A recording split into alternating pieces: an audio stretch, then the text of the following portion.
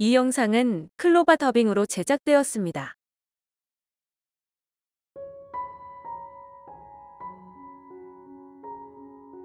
30일 제일 먼저 청빙호는 사역지로 가라. 또 우리 교회에는 매주 많은 분들이 이런저런 사연을 가지고 하나님의 뜻을 묻고자 예언 상담을 오십니다. 집사님, 권사님, 장로님들 같은 평신도들도 많지만 그 중에는 목사님들이 찾아오시는 사례가 많습니다. 많은 상담 사례 중 기억에 남는 한 가지 이야기를 함께 나누기를 원합니다. 멀리 지방에서 찾아오신 목사님이십니다. 그 당시 나이는 50대 중반이셨고 아직 목회지가 정해지지 않아 불확실한 미래 때문에 몹시 불안해하시는 모습이 역력했습니다. 그분은 단도직입적으로 언제쯤 어디로 목회지가 열립니까 하고 물으셨습니다.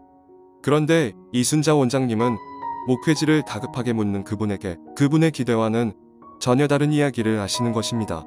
내 성격을 고쳐라. 첫째가 아니함이고 둘째가 혈기다. 혈기를 고치라 하시는 것입니다. 성령님께 들려주시는 이야기를 듣자마자 그분은 갑자기 원장님에게 분풀이 하듯이 마구 화를 내기 시작합니다.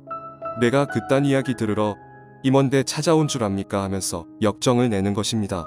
나이는 50대 중반이고 목회지는 정해지지 않은 현실에 자녀들은 장성했으니 당장 물질적인 어려움과 목회지를 찾지 못할 것에 대한 불안함이 최고조에 달해 있었겠지요.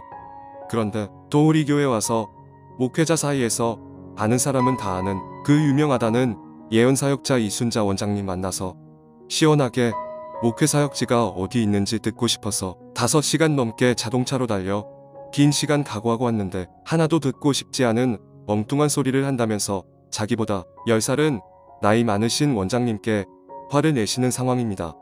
하지만 원장님은 그분의 얼굴 붉히며 화내시는 이런저런 이야기를 자상한 어머니처럼 한동안 들어주셨습니다.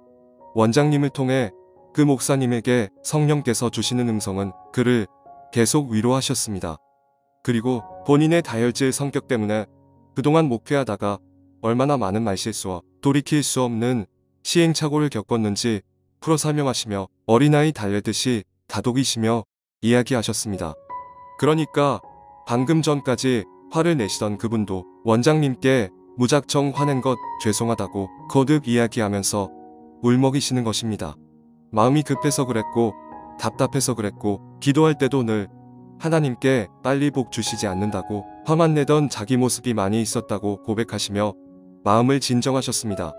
그동안 섬기던 교회에서 쫓겨난 이유도 본인의 성격인 안이함과 자기 뜻대로 안 되면 불처럼 화부터 내는 혈기 때문이었음을 본인도 잘 알고 있음을 인정하시는 것입니다. 하나님은 그 목사님이 그동안 어떤 목회를 해왔는지 본인의 성격으로 인한 갈등과 문제가 무엇이 있었는지 그때 그 당시 그 현장에 있었던 분처럼 원장님이 소상히 캠코더 화면에 찍힌 것처럼 훤히 들여다보며 말씀하시니 기이 여기고 놀라면서 크게 깨우치는 모습이셨습니다.